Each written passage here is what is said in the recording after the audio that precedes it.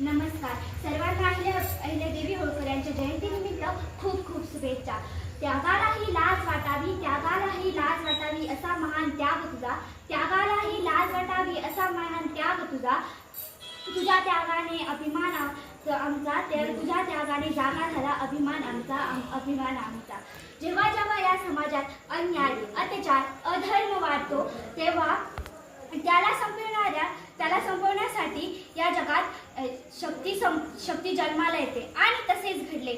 31 मे 1725 रोजी माणकोजी शिंदे आणि सुशीलाबाई यांच्या पोटी एक कन्या जन्माला आली. या कन्येच्या तेजाने साक्षात सूर्यही लाजला.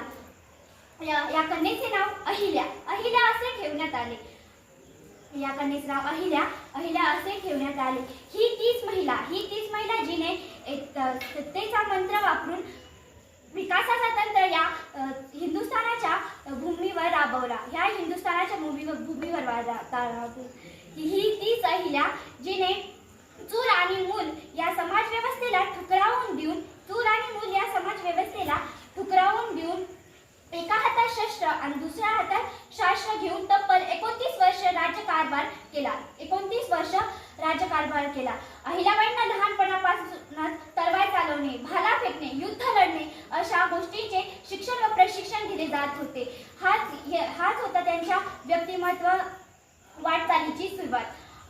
वयाच्या 8व्या वर्षी शूरवीर पराक्रमी सरदार मल्हारराव होळकरांचे पुत्र खंडेरावांशी त्यांचा विवाह झाला. मल्हाररावांच्या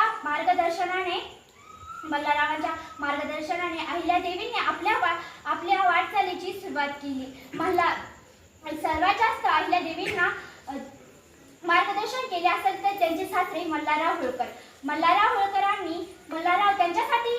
होळकर म्हणजे नुसते माणूसच नव्हे तर सामर्थ्य, विकास, पराक्रम असे होते. अहिल्यादेवींसाठी मल्हारराव म्हणजे आयुष्यभर पाठीवर पडलेली कौतुकाची थाप. त्यांनी आपल्या 8 वर्षाच्या सुनेला शिकवले युद्ध कसे लढायचे, युद्ध रणांगणात सुरू होते, युद्धामध्ये तोफांचा आवाज झाला त्याला निधड्या छातीने कसे सामोरे जावे. अहिल्याबाईंचे पती खंडेराव हे देखील एक शूरवीर होते. हे एक पराक्रमी योद्धा होते, पण त्यांचे निधन 1754 साली झाले. त्या काळी सती जाण्याची परंपरा होती. मल्हाररावांच्या सांगण्याप्रमाणे अहिल्यादेवी सती गेल्या नाही, पण त्यांनी सती जाण्याची ही अनिष्ट परंपरा लाथाडण्याचे काम केले. होळकरांची ही